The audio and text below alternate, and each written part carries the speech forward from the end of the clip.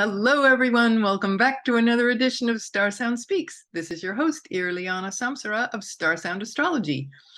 So for those of you who are new to the channel, my name's Irlianna, and I do Hellenistic astrology, which is also known as ancient astrology, whole sign houses, and I blend that with modern. So that's the kind of where I jive. And so welcome, very great to have you here.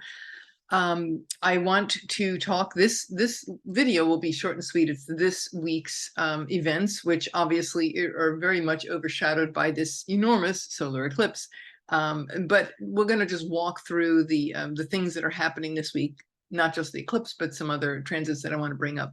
So this is for the Sunday, October 23rd through through Saturday, October 30th. Sorry, October 29th. Okay. So before I get started with the Sunday's transit of the sun will be entering Scorpio, but I just want to say, Mars is going to go out of bounds, and I've been talking about that technically on Saturday morning, but it'll be bright and shiny, ready for this new week. At 1:28 in the morning on Saturday, October 22nd, hours before that famous Venus Cazimi. See, Venus Cazimi is taking all that mojo, everybody's like looking at that, and it's great. We need to. It's a star point. It's very important. As we've discussed, it hasn't been Venus, the crossing point in the Venus orbital path of the sun. That has not happened since 29 degrees of Libra, the sun and Venus together at that point since, what is it, 1870? So that's huge. It's a monumental shift. And but meanwhile, Mars is going out of bounds. And why is that important? Well, he's not only retrograde, he's out of bounds. Out of bounds planets, as we've shared, they play outside the rules, which, of course, Mars does anyway, right? But now he's really playing outside the rules. So that basketball is going to go flying into the court for the next several months. This happens on, like I said, early Eastern Standard Time, 1:28 a.m. Saturday, the 22nd. And the retrograde will be pretty much alongside it. 7 days later, Mars will go retrograde. So it'll be retrograde and out of bounds. So that's like super fun time. And then we're going to have, and then of course that'll be till the middle of January. And but the out of bounds, as Mars will straighten itself out and start to not just go up and down all over the place backwards, it'll now go up and down all over the place forwards. So even though it's direct, it's still going to be very wild card. There's still going to be that wild card aspect. But I would say the most wild card isness of it will be October 30th through January 12th, but it will still maintain that out of bounds energy until May 5th. So that's a long time. It's easy to remember. Cinco de Mayo, right? You can celebrate. Not bad, though. Not all bad. I mean, can I create chaos and instability? Yes. I think about, my goodness gracious, the midterm midterm elections, the lunar eclipse, and counting ballots. Gemini, Mars retrograde Gemini. Gemini is all about tabulation, polls, voting machines, and it was like, oy.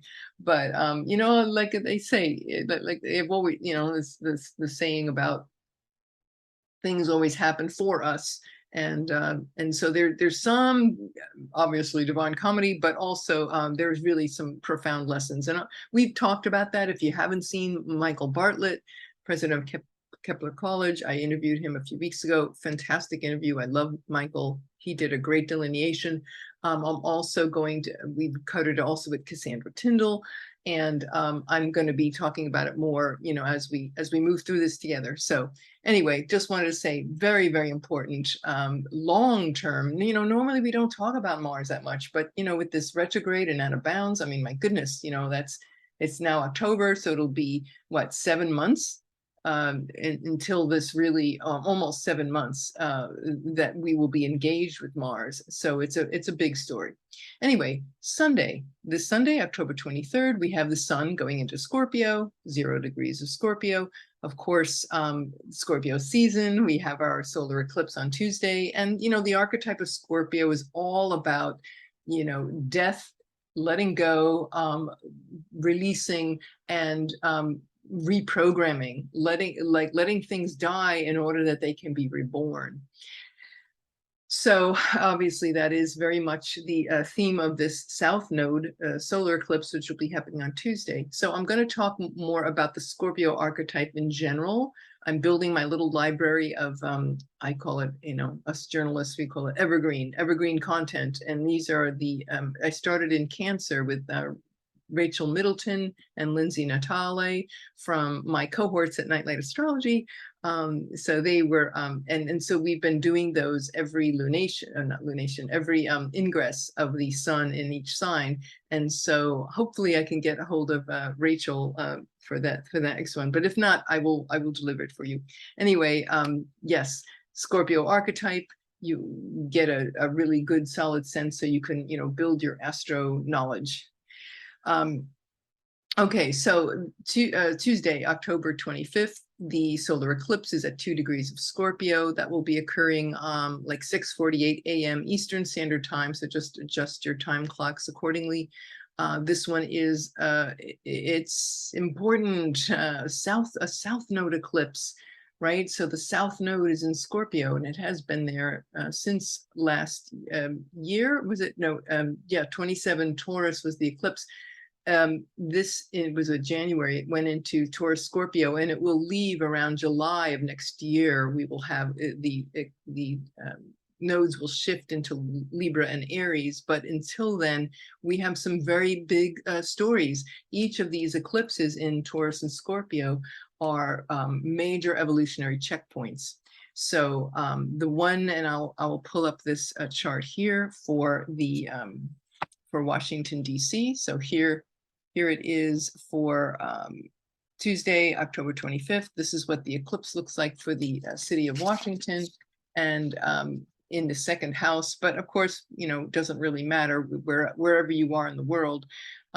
We've got 2, 2, and 2. So Venus is exactly partile conjunction with this eclipse, South Node. So this is the talk about, letting go of many things, very deep psychological insights that are allowing us to, we get in touch with, oh gosh, themes of intimacy, life, death, birth, sex, intimacy. These are big, big financial, right? My resources vis-a-vis others, all of these themes coming up very, very powerfully. And, Cassandra Tyndall and I, we delineated, as she did a wonderful job. So if you haven't listened to that one, definitely go watch that one. But the, what I want to say about this is mostly when we have a new moon, any kind of new moon, we're starting a new beginning, right? We write out our list maybe of things that we want to accomplish.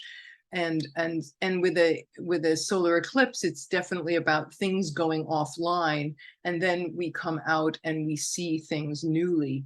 Well, in this case, because it's Scorpio, this is really a feeling, we don't really feel the direct new beginning. What really has to happen in order to transform is, it's always about a letting go. What do we need to give up in order to transform? What must we let go of that's not easy, that's uncomfortable?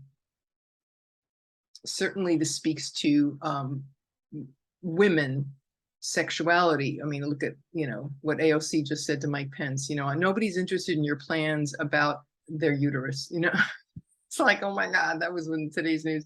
Yeah, there it is. Welcome to the Scorpio solar eclipses. Women, sexuality, worth, self-worth, finances, the financial markets in the collective. This is going to really rock our world. That is the outside expression of our consciousness, what we see on the outside. So we see this tumult, we see this shadow coming up to be purged and cleansed. Think about too with the the other day I read that in the Ukraine, I mean, sorry, in Russia, that the Russian army and government is so, you know, how they had all those problems trying to recruit people when they tried to call a draft, and it just shows us this. The collective is showing us this last gasp dying effort. Here's total Scorpio shadow, right? That soldiers were being given Viagra so they could go rape women in the Ukraine. I mean, you want to talk about the most desperate, trying to control women and control life and power tripping, right? I mean, to get that desperate. And they were also recruiting homeless men and like kidnapping them off the street and forcing them to go in the army. So you talk about the most depraved, desperate, control-ridden, functions here is astounding. So what do we do in this situation? Stillness. Scorpio, still water. Be still. Be like the water, move and flow. Don't be stagnant. The problem with still water is that, yes, you can be that Buddha, but you can also, if you stay still for too long, it can become stagnant. And we know how icky and gross that looks. Just ask an alligator.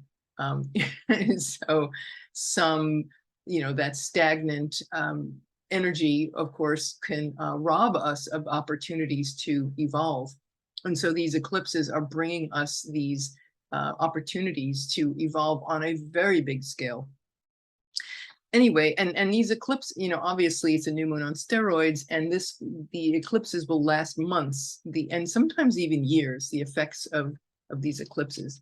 So that is basically all I wanted to say about the sun, solar eclipse in Scorpio for this particular one, but I will have more to say in the other video. I'm going to do one called Tips for the Eclipses. So these are things that I found over the years, best practices, and things that you always want to do in every eclipse, and things that you always want to avoid. And also, and just this one in particular as well. So anyway, I'll do that on the next one or two down. Back to this week. So we have Friday. So there's the solar eclipse Tuesdays. Then Friday, Jupiter retrogrades back into Pisces, right? So he's been retrograde for several months, I think since July, in Aries. Retrograded at, I believe it was 8 degrees, and now he's going back to 29 degrees, 59 minutes, and that will be on Friday, October 28th, around 1:26 a.m. Eastern time, so adjust your clocks accordingly. Why is this important? Well, retrograding back to another sign, it's going to slowly stop and go direct a month from now in Pisces, around 28 Pisces. This particular place there's a fixed star called Scheat, S-C-H-E-A-T, and it's one of the more well-known fixed stars, and you can look it up and Google it. Don't freak out. There's a lot of negative things that are attached with Scheat, like tragedy and such, and enormous loss. And yes, it's true, and it also can reveal around, point to or speak to the ability to, really be there for other people. And when I think about too, with Jupiter ruling, Jupiter was the military, and I'm thinking of, what's going on in the Ukraine and then the reversals, right? Jupiter going backwards, right? All the reversals that the Russian army, it looked like they were winning for so long. And then when Jupiter went retrograde, they started losing and regressing. Well, this particular point at Scheat is certainly something to take notice of. And I would say, in our prayers and meditations, just flood everyone with the highest compassion. That would be, Divine Mother, Green Tara, Mother Mary, Kuan Yin, whatever aspect of Divine Mother floats your boat, just, go for it. And that's going to be a huge window for forgiveness and compassion for ourselves, for others. So let's just juice it up. Also, really great. So remember that Jupiter Neptune conjunction in the spring. Well, it won't be exactly conjunct Neptune. It'll be like 6 degrees away. Neptune's at 22 degrees, but it's still it still engages it. So this is a great time for creativity. If going back to perhaps if you had some poetry or writing or art or dance or whatever that you were doing, great time to reconnect and maybe get some new fresh inspiration. You know, where that is in your chart is where is the ideal expression of this. So whatever area of your chart this 29 degrees of Pisces is where you would be feeling this. If you don't know that, you can just, you know, contact me. You can email me, StarSound Astrology, Irlianna at starsoundastrology.com. I'll be glad to help you if you want to explore that in a session. Absolutely delighted and honored to do that for you. Okay, Saturday, the 29th, October 29th, we're getting ready for Halloween, right? You know, oh my God, Halloween, Samhain, the pagan tradition, Samhain, the veil between the worlds, right? So we're getting ready for this. This is a very potent time anyway, and then we have the eclipses, so they take us deeper and further. Mercury, the planet of communication, is going into the sign of Scorpio on Saturday, the 29th. And, you know, Mercury in Scorpio is definitely lending itself to, and that's where, of course, you know, that's the temple that Mars is in, Mars in Gemini, and Mercury's temple. So it's this deep, incisive look when Mars starts its retrograde. We are looking really deeply, and we are thinking deeply, and we are transcending, we are looking at maybe deep, painful, psychological, unconscious patterns that may have that we're not aware of, that are really holding us back, that need to be released and let go and purged. So a purging of our minds, very, very much called for when Mercury goes into Scorpio. So that'll be for about a 2-3 week period. That'll start October 29th. And that's it for the week. Those are the major things, right? So we've got Mars starting its out of bounds, the sun in Scorpio, solar eclipse Scorpio, Jupiter goes back into Pisces, 29 degrees, which is also known as a karmic degree. So it's the highest, the last degree of the sign. And that's the 28th. And then Saturday, Mercury into Scorpio. So yeah, busy week, busy season. Of course, everything overshadowed by the Super Bowl of astrological events, which is the solar eclipse. But anyway, we've got you back, and we're all moving through this together. I know, I just want to say too, in closing, that, you know, sometimes we can feel very, I know I've been on a roller coaster myself when we had that Pluto square on Wednesday. Oh my God, it was like really intense, Venus and Pluto and squaring. But sometimes, and it's very normal to feel this, especially in the next 2 weeks, this kind of, you know, you think of the Grand Canyon when they go through these Class 6 rapids, and, you know, a lot of the times it's just a quiet, gentle roll down the river, and then all of a sudden you come through these really intense places. So just know and give yourself space, because over the next 2 weeks it is going to be this kind of rough and tumble, quiet, deep, oh my God, purging, purge, you know, it's like this rhythm. So just to allow yourself to be, and it may not be an even rhythm, it'll just be rhythm all over the place. It's okay, you know, these are the eclipses. This is like the divine knows what it's doing. Just let it do its work, and we all come out the better. So anyway, that's all I have for today in this moment. Thank you all so much for listening. If you have any questions or comments, please leave them below. I read everything, and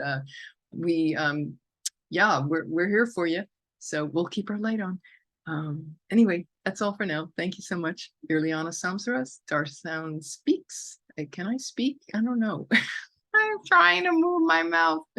StarSound Speaks. I've only said it 206 episodes. StarSound Astrology. Take care, everybody. See you soon. Bye.